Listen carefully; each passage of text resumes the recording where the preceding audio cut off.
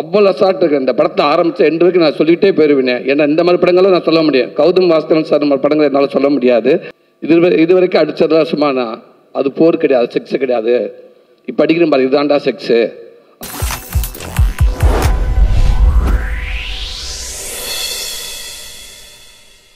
இவர் ஒரு மிகப்பெரிய இன்ஸ்பிரேஷன். அதாவது எளிய மக்கள் அனைவருக்குமே ஒரு மாபெரும் கனவு. அதாவது இவர் பேர் எப்படி எழுதலான்னு கேட்டிங்கன்னா, wonderful comedian turned into a successful actor அப்படின்னா நிச்சயமாக யோசிக்காமல் சாரோட பேர் எழுதிடலாம். இப்போதைக்கு டாக் ஆஃப் த டவுனாக இருக்கக்கூடியவர் நிச்சயமாக அவர் தான். விடுதலை திரைப்படமாகட்டும், கருடன் ஆகட்டும், இப்போ கொட்டுக்காளி, அதை பற்றி தான் எல்லாருமே எல்லா இடத்துலையும் பேசிகிட்டு இருக்காங்க. விடுதலை 2க்காகவும் காத்துட்ருக்கோம். ஆக்டர் சூரி அவர்களை அன்புடன் மேடைக்கு அழைக்கிறோம்.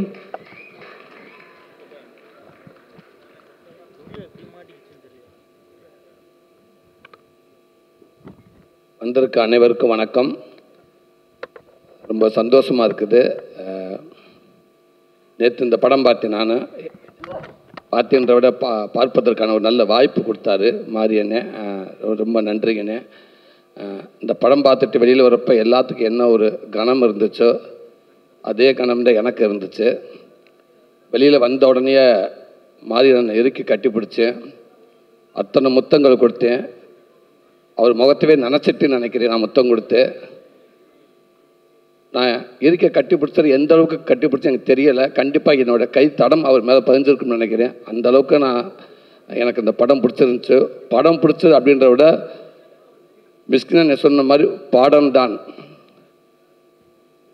என் வாழ்க்கையிலையும் அது எல்லாத்தையுமே நான் பார்த்துருக்காது.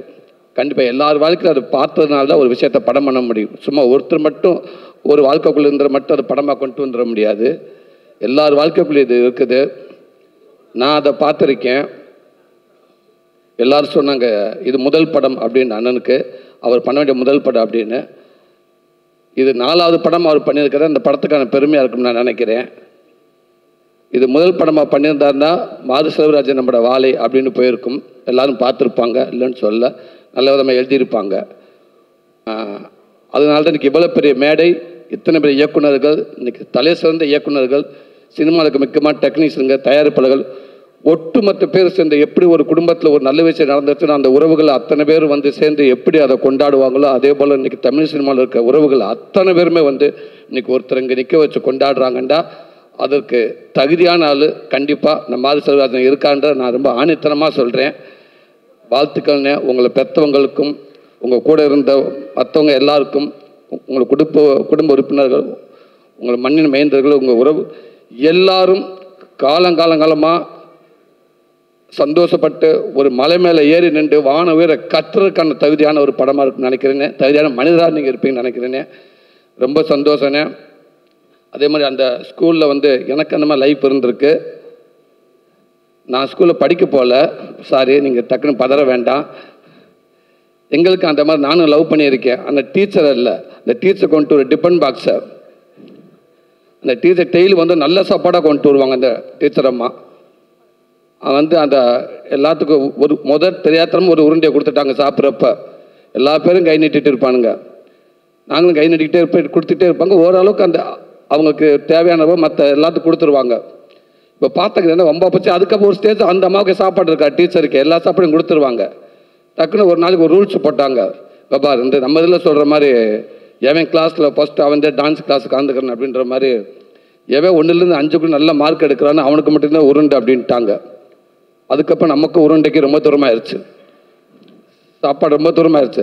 அப்போ டிஃபன் பாக்ஸை திருட ஆரம்பிச்சிட்டா சேர்ந்து. அதுக்கப்புறம் அந்த அம்மா அந்த டீச்சர் டிஃபன் பாக்ஸை கொண்டு வரதே விட்டாங்க. ஸோ இந்த மாதிரி ஒரு நல்ல வேலைகள், நல்ல பதிவான வேலைகள் தான் நாங்களாம் பண்ணியிருக்கோம். பரவாயில்ல. அந்த தம்பியாவது வந்து நான் வேலைக்கே போக மாட்டேன், என்னை பள்ளிக்கூடத்துக்கு அனுப்பு அப்படின்னு சொல்கிறாங்க. எனக்கு பள்ளிக்கூடத்தை தவிர எங்கே வேண்டாலும் போமா, நான் போகிறேன், என்னை தயவுசெய்து பள்ளிக்கூடத்துக்கு மட்டும் நான் அனுப்பிடாதுன்னு நான் அடம் பிடிச்சிருக்கேன். இன்றைக்கி அதை அவ்வளோ அழகாக, அவ்வளோ சுவாரஸ்யமாக, சூப்பராக சொல்லி ரசிக்க வச்சு, சிந்திக்க வச்சு, அப்படியே கொஞ்சமாக வந்து அப்படியே வந்து நம்ம வாழ்க்கைக்குள்ள தள்ளினீங்க பாருங்கள். நடக்கக்கூடாத ஒரு சம்பவம் நடந்து இவ்வளோ இன்னல்ல இருந்து ஒரு மனுஷன் இவ்வளோ தூரம் கடந்து வந்து இன்றைக்கி வந்து நின்றக்காரன்றப்ப கும்பிடுவதற்கு கைகள் பத்தாதுனே. உண்மைக்கேனே அத்தனை கைகள் இருந்து அவ்வளோ கும்பிடணும்னே. எவ்வளோ கஷ்டம் தாண்டி வந்திருக்கீங்க. ரொம்ப பெருமையாக இருக்குண்ணே, ரொம்ப சந்தோஷமாக இருக்குதுண்ணே. இந்த படத்தில் ஒர்க் பண்ண அத்தனை பேருக்கும் சரி, சந்தோஷ் சிவன் சந்தோஷ் நாராயணனே வாழ்த்துக்கண்ணே, ரொம்ப சிறப்பாக பண்ணியிருந்தீங்கண்ணே. நிறைய இடத்துல ரொம்ப பிரமாதமாக பண்ணியிருந்தீங்கண்ணே. அதே இடத்துல தேனி ஈஸ்வரண்ணே, நான் வெண்ணிலாக்கு அப்படிக்குள்ளே பண்ணுறப்போ முதல் கேமராமேன் நான் சினிமாவில் நான் அவரை பார்த்தது அவ்வளோ அற்புதமாக இருந்துச்சுண்ணே. சொல்லிக்கிட்டே போகிறேண்ணே, அவ்வளோ ஷாட்டுனேன், அவ்வளோ ஷாட் இருக்கு. இந்த படத்தை ஆரம்பித்த எண்டு வரைக்கும் நான் சொல்லிக்கிட்டே போயிடுவேன். ஏன்னா இந்த மாதிரி படங்களும் நான் சொல்ல முடியும். கௌதம் வாசுதேவன் சார் மாதிரி படங்களை என்னால் சொல்ல முடியாது. ஏன்னா அதில் வந்து அந்த ஒரு ஸ்டைல் வேறு.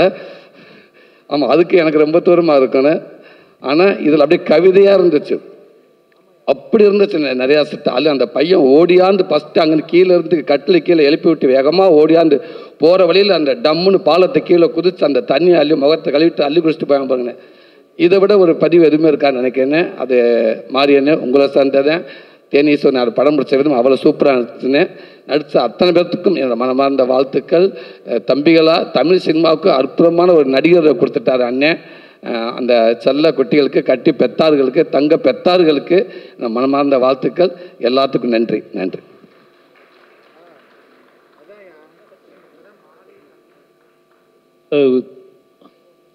ரொம்ப நன்றிண்ணே. 23 யோசிச்சு பார்க்கவே முடியாத விஷயந்தான். ஏன்னா அண்ணனோட கொட்டுக்காளி ரிலீஸ் ஆகுது. நானும் கொட்டுக்காளி பார்த்துட்டு அவரும் வாழையை பார்த்து ரெண்டும் ஒரே நாள் பார்த்தோம். அண்ணன் வந்து வாழையை பார்த்துட்டு போனார். அதுக்கப்புறம் நான் கொட்டுக்காளி உட்காந்து பார்த்தேன். அதே ஸ்க்ரீனில், அதே தேட்டரில், அதே சீட்டில் உட்காந்து நான் பார்த்தேன். அவர் பார்த்துட்டு வாழையை பார்த்துட்டு கட்டி பிடிச்சிட்டு போகிறாரு. அவர் போனதுக்கப்புறம் நான் கதவை பூட்டிட்டு கொட்டுக்காளி பார்த்தேன். ரொம்ப என்ன சொல்கிறது, ரொம்ப பெருமையாக இருக்குது, சந்தோஷமாக இருக்குது. கொட்டுக்காளியை மறந்துட்டு அவரை என்னை கட்டி பிடிச்சதும், நான் வாழையை மறந்துட்டு அவரை கட்டி பிடிச்சதும் ரொம்ப ஒரு முக்கியமான மேடையாக நான் பார்க்குறேன், முக்கியமான விஷயமாக பார்க்குறேன். ஏன்னா அவருக்கு அவ்வளோ ப்ரொமோஷன் வேலைகள் இருக்குது. கிட்டத்தட்ட வந்து ரொம்ப நேரமாக உட்காந்துட்டு இருந்தார். அது எனக்கு ரொம்பவே ரொம்ப சந்தோஷமாக இருக்குது. இப்போ சிவகார்த்திகேயன் அவருமே வந்து வாழையை வந்து என்னை கூப்பிட்டோன்னே அதே தேட்டரில் தான் ரிலீஸ் ஆகுது 2 படமுமே. அவர் எனக்கு ப்ரொமோட் பண்ணி கொடுத்துருக்காரு, என்னை பேசி கொடுத்துருக்காரு. வினோத் அவன் வந்து எங்கே சுற்றிட்டு இருக்கான்னு தெரில, வரல.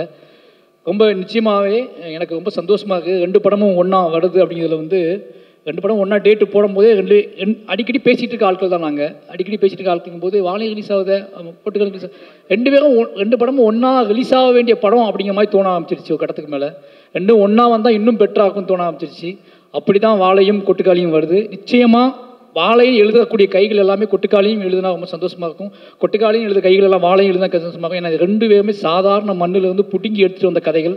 ரொம்ப ரொம்ப அடிப்பட்டு மண்ணிலிருந்து வினோத்துங்கிறவன் இன்னும் வினோத்ராஜ் அப்படிங்கிறவன் இன்னும் என்னை மாதிரியே அவன் இன்னும் பிடிங்கி எடுத்துகிட்டு இன்னும் சொல்லப்படாத கதைகள் நிறைய வச்சுருக்கான். வினோத் அங்கேருந்து பிடிங்கி எடுத்துகிட்டு தான் கொட்டுக்காளியை கொண்டு வந்திருக்கான். யோசிச்சு பார்க்கும்போது இது கோயின்சிடென்ட் மாதிரி தான் நடக்குது. ஆனால் 2 பேருமே நிச்சயமாக சொல்கிறாள் அண்ணனோட நடிப்பு. நெல்சன் சொன்னாப்புல, நெல்சன் கொட்டுக்காளியும் பார்த்துட்டாப்புல. இப்போ வாழையை பற்றி நெல்சன் இப்படி பேசினார்ல, கொட்டுக்காளியை பற்றி நெல்சன் பேசினா எப்படி இருக்கும் யோசிச்சு பாருங்க. நெல்சன் சொன்னாப்புல என்கிட்ட, தலைவா படம் பார்த்தீங்களா கொட்டுக்காளின்னு கேட்டாப்புல. நான் வந்து இல்லை இனிமே தான் பார்க்கணும் அப்படின்னு. இந்த ஆட்டோக்குள்ள ஒரு சீன் நடிச்சிருக்காப்புல சூரி அப்படின்னாப்புல. என்ன ஆச்சு அப்படின்னா நலுக்குன்னு மிதிக்கிறாப்புல. அப்போ தான் கூப்பிட்டு கேட்டேன், இது வந்து ஆர்டிஸ்டாக இருக்காதோ ஆட்டோக்குள்ள உட்காந்துக்க ஃபுல்லாக அப்படின்னு. அதே மாதிரி டைரக்டர் வினோத்தில் கூப்பிட்டு கேட்டேன், ஆர்டிஸ்டான்னு கேட்டால் இல்லை அது எங்கள் ஊர் சொந்தக்காரங்க அப்படின்னாரு. சொந்தக்காரங்களை கூட்டி வந்து மிதிக்கிறது தான் வேலையை அவங்க 2 பேத்துக்கும் அப்படின்னு கேட்டார். ஏன்னா வாழையிலையும் அதே தான், எல்லா கஷ்டத்தையும் எங்கள் சொந்தக்காரங்க தான் அனுபவிச்சாங்க. அது ஏன்னு அவருக்கு தெரியும். அவ்வளோ மிதிக்க முடியாது அடுத்தவங்கள. இதுனா நம்ம சொந்தக்காரங்களாம் நல்லா மிதிச்சிடலான்னு சொல்லிட்டு அண்ணன் மிதிக்கையிலே தெரியும். ரொம்ப அற்புதமான நடிப்பு அண்ணன் நடிப்பு. நான் கொட்டுக்காளி பார்த்து யார்ட்டையுமே பேசுகிறேன். நான் கொட்டுக்காளி நேற்று முடியும் போது 3 மணி நான் படம் பார்க்கும்போது நான் ஸ்டேஜில் பேசிக்கலான்னு விட்டேன்.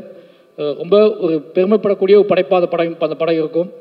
நிச்சயமாக அந்த 2 படமும் ஒன்றாவது எனக்கு ரொம்ப சந்தோஷம். நிச்சயமாக அந்த 2 படமுமே தமிழ் சினிமாவுக்கு ஒரு முக்கியமான படங்களாக இருக்கும். ரொம்ப நன்றிண்ணே. தேங்க்யூ. அண்ணே அப்புறம் ரஞ்சித் அண்ணே, உங்களுக்கும் தங்களான் டீம் எல்லாருக்கும் என்ன மனமார்ந்த வாழ்த்துக்கண்ணே. ரொம்ப சந்தோஷமாக இருக்குண்ணே. காரில் உட்காந்து போகிறப்ப 1000 போஸ்ட்டுகள் பார்த்தாலும் இந்த மாதிரி போஸ்ட்டை பார்க்குறப்ப நாங்களும் உலக சினிமாக்கிட்ட இருப்போம்டா, எங்களாலையும் படம் பண்ண முடியும்டா அப்படின்ற உங்கள் போஸ்ட்டு காட்டிக்கிட்டே இருக்குண்ணே. உங்களுக்கும் விக்ரம் அண்ணனுக்கும் டீம் எல்லாருக்கும் வாழ்த்துக்கள்ங்கண்ணே. நன்றிங்கண்ணே. Thank you sir. 2 பேருக்குமே எங்களுடைய வாழ்த்து.